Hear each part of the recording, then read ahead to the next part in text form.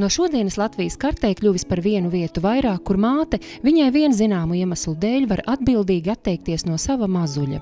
Ar emocionāli Evitas Zālītes izdziedāto lūgsnu Madonā atvērta glābējsilīte, kas ļaus izglābt dzīvību. Lai arī pēdējos gados nav piedzīvots gadījums, kad Madonā būtu pamests tikko dzimis bērniņš, izveidot glābējsilīti tieši Madonā mudinājušas vairākas sakritības. Viena no tām – glābējsilītes finansiāla atbalstītāja Pētera Avena dzimtes saknes netālu no Madonas.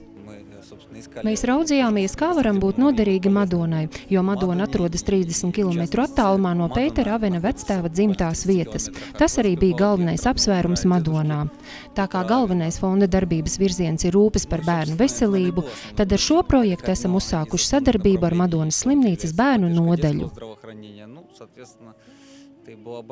Madonai šis projekts ir ļoti svarīgs, kā jebkurai citai vietai Latvijā, bet ņemot vērā to, ka Madonas slimnīcu daudzi atpazīst, daudz no tuvām un tālām vietām brauc ārstēties uz Madonas slimnīcu, un Madona ir Vidzemes un Latgales ģeogrāfiskajā centrā. Ja paskatāmies divus reģionus, tad es pieņemu, ka arī no izvietojuma viedokļa tas ir svarīgi. Līdz ko bērniņš tiek ievietots glābējsilītē, tā aizveras un signāls pienāk Madonas slimnīcas dzemdību un uzņemšanas nodaļās.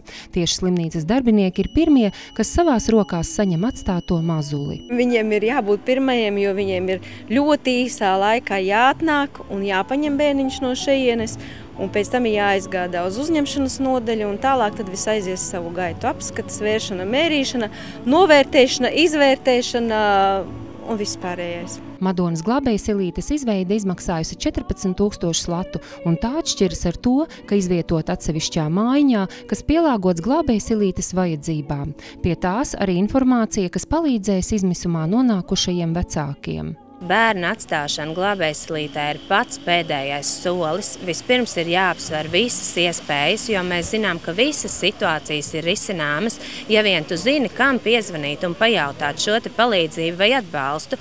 Un tieši tamdēļ pilnīgi visus, kam ir kaut kāda veida problēmas vai neskaidrības, mēs aicinām zvanīt vai arī rakstīt uz Babybox mājaslapu. Mums ir sadarbība Rīgas Stradiņu Universitātes psihosomatikas klīniku, kur tieši ārsti, psihoterapeiti ir tie, kuri vislabāk māk palīdzēt atrisināt šīs problēmas un darīt visu, lai paliktu kopā ar savu bērnu un audzinātu viņu laimīgu un par tādu kārtīgu latvieti. Šobrīd Madonas novadā ārpus ģimenes aprūpē ir 134 bērni.